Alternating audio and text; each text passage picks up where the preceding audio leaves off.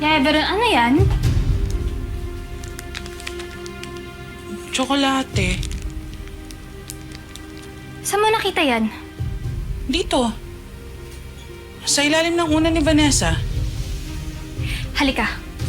Sabihin mo yun sa kanila. Sabihin mo na si Vanessa ang nagpakain ng chocolate kay Chewy. Halika na, sabihin mo! Halika na dito!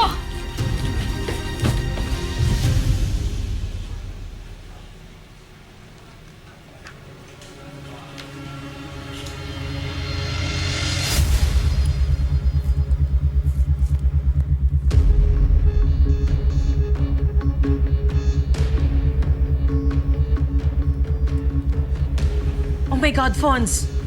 Ano yan? Birth certificate ni Kiara at ni Angel. Tignan mo! Ah! Look! Iisa lang ang pangalan ng nanay ni Angel at ni Kiara. Merly Aquino. What? Kaya pala magkasama sila since bata sila. Sinasabi ko na nga ba? Oo nga. Iisa lang ang nanay nila, Merly Aquino. Magkapatid si Kiara at si Angel.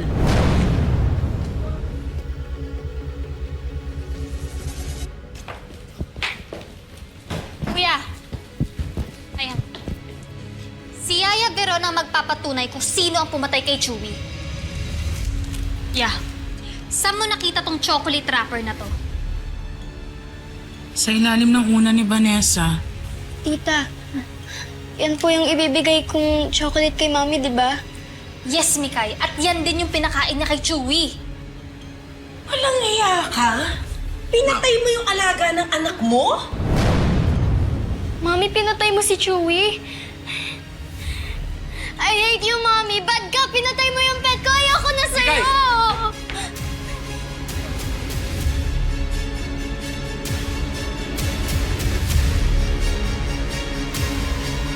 Bes, kung magkapatid si Angel at Kiara, hindi malabo na kasambot ni Angel si Kiara sa mga pinaggagawa niya. Exactly.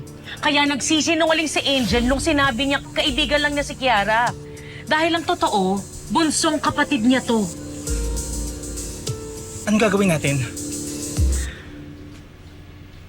Kailangan tong malaman ni Vanessa. Kriminal ka talaga. Pati si Chewy, pinatay mo?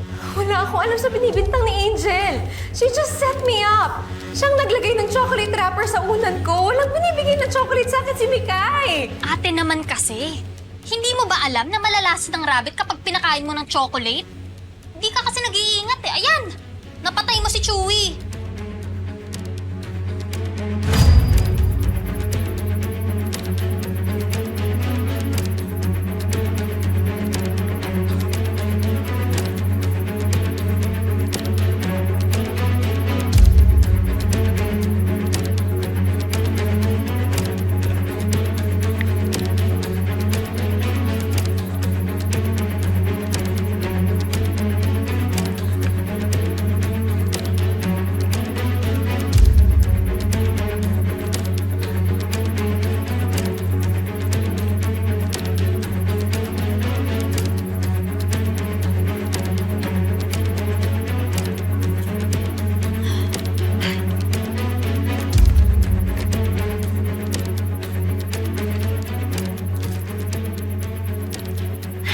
Hi, Chewy.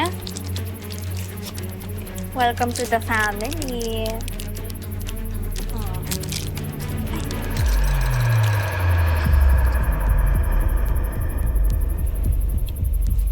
Inin mo lahat yan, ha? Para bukas, pagising ng lahat, may pasabog na sorpresa. Good night. Tsaka rest in peace.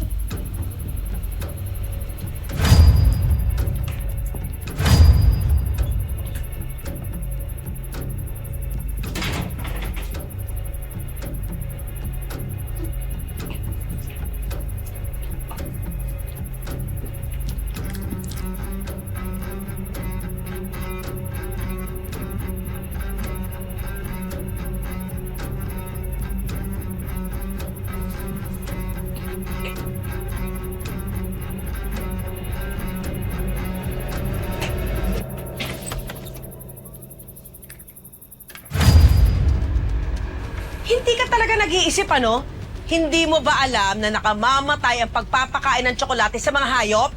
Alam mo, tita, feeling ko talaga sinadya ng babaeng yan eh. Umpisa pa lang ayaw niya na kay Chewy. Nainis. Ayan, pinakain ng chocolate. Ano? Hayop ka, Angel. Pinagmukha mo akong masama sa mata ng anak ko.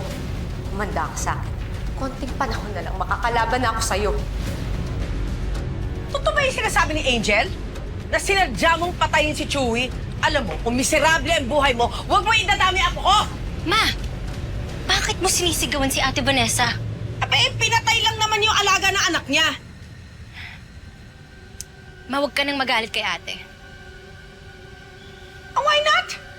Ako ang may kasalanan, hindi si Ate Vanessa.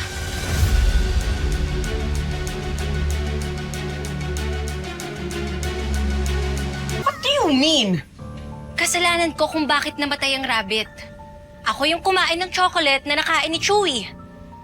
Pero nakita yung chocolate wrapper sa ilalim ng unan ni Vanessa. Si Mikay pa nga nagbigay ng chocolate sa kanya. Binigyan rin ako ni ate ng chocolate. Kaya ako ang may kasalanan. Ako ang sisihin niyo, ma, hindi si ate.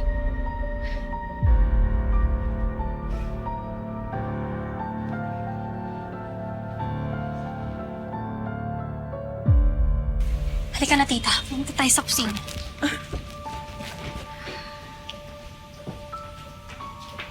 Puntahan ko lang si Mikay.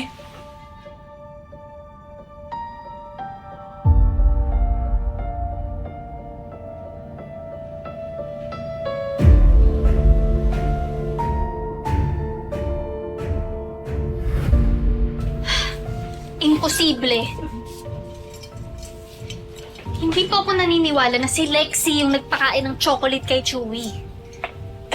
Bakit naman aakuin ni Lexi yun kung hindi siya gumawa nun? Basta iba po yung kutob ko. Kailangan po natin mag-imbestiga dito.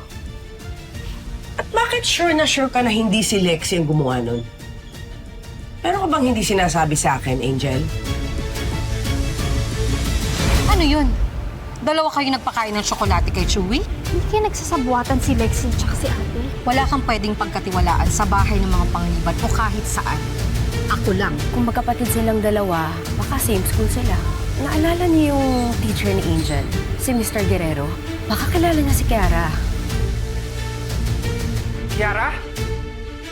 Ma, Oh, Lexi, ano nangyari? ano ka sa kanya? Anong meron? May mga pulis sa labas. Hinahanap si Angel.